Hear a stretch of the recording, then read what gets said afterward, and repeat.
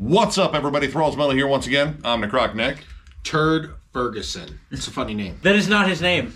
I'm Jammin Jon. He's definitely Shredlord. I am. I'm not. I would be Turd Ferguson if I could. Well, I mean, I figured you'd be like the artist formerly known as Shredlord, now known as Turd Ferguson. Yeah. So you'd have to write that entire thing on your license or something. I'll work on the paperwork. Anyway, we are back with yet another album review, and well, kind of one I wanted to go over because I went over this band earlier this year because this band put out an album earlier this year. We are going to go over the latest offering from Carnal Savagery, Graveworms, Cadavers, Coffins, and Bones. This also comes out on the 22nd of November on Moribund Records. This band formed in 2017 in Gothenburg, Sweden. This is their 6th album overall. I have been into this band for a while. I think it was their 2nd album that I got into. I actually reviewed their album Worm Eaten, and when I did, when I was looking up the information, I realized that they'd put out an album the same year. 2 albums in 2022. The other one was Scent of Death. And once again, they have done the same thing. They have put out 2 albums this year because I went over their last album, Into the Abysmal Void, which came out in January of this year. So at least they spaced it out by most of a year. And for those that don't know, this is straight up HM2 Swedish death metal. No frills. This is very much rooted in the sound of Entombed, Dismember, Bloodbath. Take your pick of any band out there with an absolutely snarly HM2 tone. It's them. I must say, however, this HM2 tone is very impressive, and it sits in the mix very well, which we'll talk about more later. I got into this band today. I didn't hear the record earlier this year, but if I did, I would have known. I didn't know. I didn't know what I was getting into. I saw the cover and I said, that looks kind of gross. And then I saw the title and I said, well, that looks kind of gross. And then I immediately knew they were from Sweden, which is also kind of gross. I mean, Sweden's not. Sweden's actually a really nice, beautiful place. But this record is gross, and that's how I got into them. When I saw the title of the album, I thought, man, didn't Autopsy call their last album something very, very similar? I know there were a lot of comments in it, but I pretty much knew exactly what I was going to get into with this album because this band has not really changed their style since their inception. And their style is, again, like very much just rooted in a lot of the classic stuff. Like, there's a number of bands we could bring up that would all work in comparison.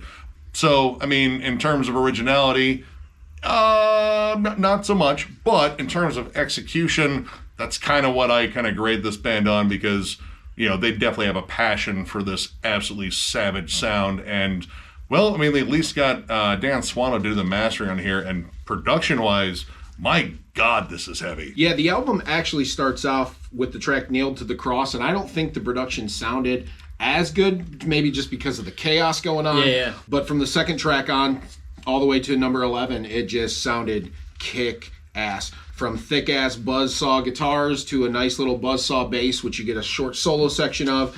The drums sounded good. The vocals were done very well. Everything was in its place. There are riffs galore on this record. I could talk about specific riffs from specific songs, but really, to nail down what this record is, it's mostly just riffs. There's not a lot of frill happening. I will say that these riffs do go from a more straightforward kind of stomping beat to something really nasty and almost doomy. That happens on at least 4 tracks on this record. Carnal Blasphemy, Bind, Torture, Kill, which is not a Suffocation cover. The title track is really super stanky, and the song Mutilation is also really super stanky, and that, I mean, again, describes at least 4 songs on the record. Now, surprisingly, what I didn't think was as prevalent on the last one earlier this year is there's a little bit more melody on here.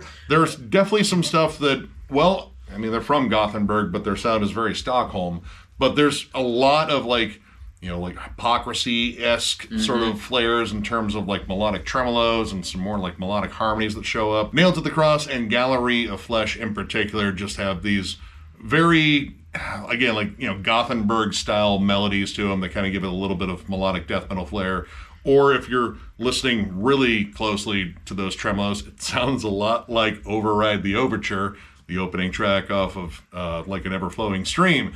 And Yeah, no, they kind of repeat that one a little bit too much. Like, there's some points in here where it does get really close to the source material. The main thing that really drives this album is that guitar tone, especially when they slow it down. You get a lot of these just big single chord chugs, and they just kind of let it ring out, and it is absolutely massive. Like, this is a weapons grade HM2 tone. You feel it in your balls. Your balls just radiate buzz. You know, John was telling me that he felt that in your balls too.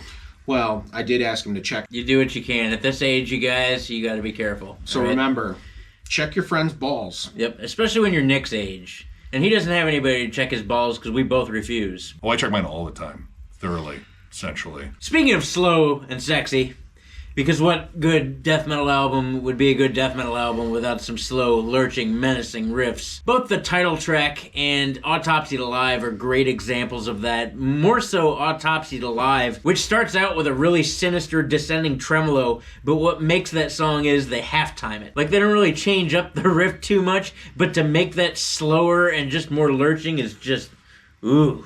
Yeah, again, when this tone drones, it's something else, but it's also built to chug. The title track, especially, like, there's a whole section where they slow it down, drone on that tone, but then they palm mute it and start chugging on it. And, I mean, it's almost like the Stockholm equivalent of a slam breakdown there. I was going to say the same thing. It's almost a slam riff, which is crazy for a band like this. And not from Denny's, by the way. They say Slam Witch, and I think Denny's, but no. No, that's not the case. That was the Grand Slam. Or is it the Summer Slam? Do they have... No, that's wrestling. That's wrestling. No, but don't they have a I don't know. I haven't been to Denny's in a while. They closed all the Denny's around here. Oh, yeah, they did. So, going from slow and sexy to frantic and arcing, let's talk about leads. There's a lot of leads all over this album. My biggest takeaway from the leads was they were well executed, but a lot of the leads in the song didn't really stand out at all. There was nothing that made them seem like they were fit for the song. They were pretty interchangeable, with the exception of the last two songs. I thought the second to last song, Mutilation, was probably the most creative and well executed solo on the whole album, in my personal opinion. What made it great was he still had all the speed and everything, but notes and things were slowed down. There were some memorable melodies. There were some more characteristics in the note choices and in the execution of the notes. It wasn't just warp speed for 20 seconds, noodle, bees in a jar, and out. It felt composed, it had a beginning, it had a middle, it had an end, it had character. And while, you know, the production here, I mean, I like it. Like, it sounds like a gritty, nasty death metal album should, especially in terms of, like, Swedish death metal. But I will say that the lead tone is, like, inconsistent in the mix. Yeah. Sometimes it's, you know, kind of right out in front, like, oh, hey, there it is. Sounds dirty, kind of squawky, but it fits the whole vibe. And then sometimes, especially on the faster tracks where it's just, you know, mile-a-minute chug-a-thon, they can get completely buried in here. And then also, there were some variances in the actual tone of the lead. Like, on Nailed to the Cross, I thought the tone of that lead was incredibly dry. Like, there wasn't a whole lot going on to it. There really was no character to it whatsoever. And then in other songs, it sounded okay, like Carnal Blasphemy. That lead, while again not flashy, sounded decent, but then Gallery of Flesh, once again, it was dry and kind of buried, and like, I don't know if maybe these tracks were recorded in different studios or what. No, it sounded familiar. It sounded like a VST plugin that I use, Cloris Leachman's Vagina. That's an old plugin. That is an old plugin, and it's also very dry. She died, so it's probably drier than you think. I would argue that it's more moist than you think due to the decomposition. Or a leaky coffin. Now, this album also had some other issues, and one of my worries, because it was kind of a carryover from the last review I did of this band, not counting the one from this year, but like the last full-on review, is I feel like this might be kind of like leftovers from the sessions from the last one. Now, there's enough time between the two where, yeah, I'm sure they could have got together, wrote a whole batch of songs again, and, well, kind of do them in the same vein. But there are points in here where I do feel like it kind of just loses steam, especially creatively. Like, they have an old school sound. There's a specific lane in the highway that they're definitely staying on. So when it comes down to variation on here, there really isn't much. Like occasionally you'll get like some more like Slayer-ish melodies every now and then. Burnt to Death actually stood out, and for a weird reason, for a reason I didn't think, you know, I would bring up, because it was the first one with like the more crust punk oriented D beats on it, and you know, some actual like much faster tempos on it. You figured, you know, this is Swedish death metal, you were going to get that like track 2, track 3. But a lot of this feels, again, kind of missing a lot of creative flair. In fact, there's some stuff on here I feel like is just way too close to the source material. Charred Mass of Flesh, which I think it's interesting they have 2 songs with flesh in there, and you know, the other one is Gallery of Flesh, which I feel like you probably have to start with a charred mass of flesh to build the Gallery of Flesh. Not necessarily. I don't know, baby steps. Or baby meat, whatever. Anyway, that song in particular, it kind of does that whole Override the Overture style riff. Like, you know, again, it's slightly changed. But there's also transitions in there that feel like they're almost like maybe deliberate nods to Left Hand Path. Like the song itself, like there's a couple on there that just sound way too similar. And even like going through the song titles, like they're kind of stock too. Like honestly, looking at them, it looks like a list of like underground bands that this band likes. I mean, there's one called Decapitated. That's an actual band, but I mean, a lot of these could be like Autopsy to Life. I think they call that Vivisection. Death Triumphant. That sounds like a band that would sound like this band. There's just not like a lot of creativity to keep it going for the full 11 tracks on here. And around the midpoint, you kind of start feeling like the ideas are starting to run out. And the other problem with that is the songs are pretty short. You get a lot of tracks on here that are 2.5 minutes, almost 3 minutes. The longest track, the last track, is 4 minutes. So it doesn't really feel like the songs have a chance to really fully open up. And then as a caveat to that, another gripe would be is that sometimes these hooks that they have in these songs last way too long. In fact, in Decapitated, it was almost annoying, like how long that melody went on. That melody went on over and over and over and over and over again. And even when they switched up the drum beat, they didn't switch up the riff. Or like Autopsy to Live, which, again, I really liked that song. They had a big, nasty breakdown in the end, but then instead of ending the song on that big, nasty breakdown and taking it home, they decided to go back into the chorus again, where they said the actual song title again for the 20th time in that song. And that was kind of annoying.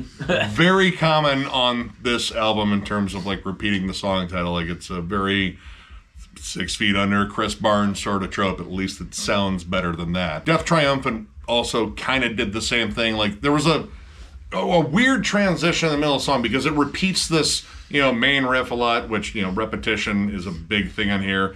You know, if they're worried about these riffs not sinking in, they shouldn't be because they play them enough. But there's a whole like floor tom build, you know, towards the end of that song. You're like, all right, maybe we're building into like a breakdown moment. Like, you know, there's a welling of energy. Like those floor tom builds are designed for that. Like that's how every hardcore pit starts. And that's generally the point where the venue owner really starts worrying. But it kind of just goes right back into the opening riff again. And here's another refrain. And yeah, the repetition on here, you know, while I love the heaviness, the intensity, and some of the, you know, riffs on here are really solid, it does kind of just wear out its welcome. So as far as rating goes, I'm going to give this a 3 out of 5. This band, this is my first encounter with them. However, it was very apparent to me that they wear their influences right on their sleeve, advertise it on all their social media, and pretty much play cover bands of their favorite bands on the weekends. But realistically, it was a good album. I would like to hear them expand on some of these ideas and not have it be so simple as far as song structure goes. Combine some more ideas together. Maybe instead of, you know, 11, 12 songs, could have been 7 or 8 with some of these ideas put into other songs, considering they had similar veins throughout. Instead of putting out like 2 albums, put out 4 EPs. Yeah, exactly. Yeah. And the songs are solid. But what they lacked in that aspect, I think they more than made up for it to keep it interesting with their production and their tones. Once again, the guitar tones are pretty much a clinic of the HM2 tone. It is damn near perfect all around as far as the guitar tones go. That guy should just sell a plug-in and watch the money roll in, man, because they sound phenomenal. Definitely worth a listen. I'd say 3 out of 5.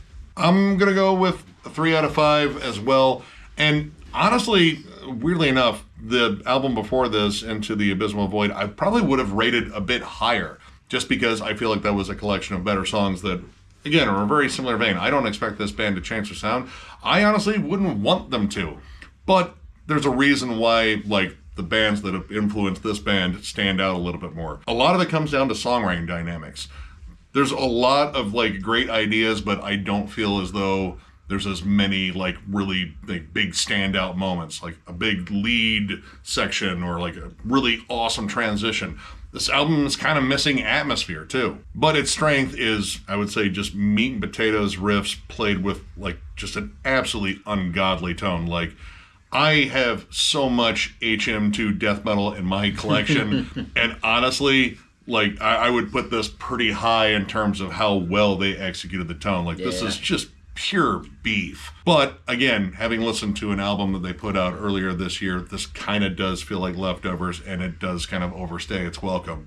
Still, if you're a big fan of Dismember, Entombed, Grave, Bloodbath, all those HM2 wonderful bands, check this out, give it a whirl.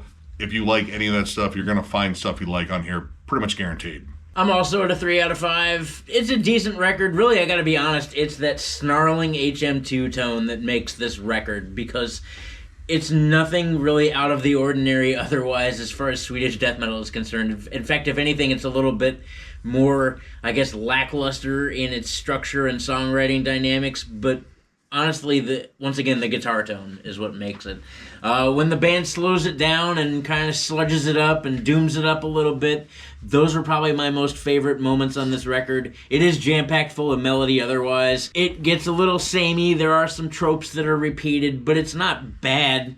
I don't really know what more to say that these two dudes haven't already said, but I will once again say, if you're a fan of Bloodbath and Dismember and Hypocrisy and Entombed, and really, once again, just Swedish death metal in general, you're probably going to dig this. You'll definitely dig the guitar tone, if nothing else. So check it out.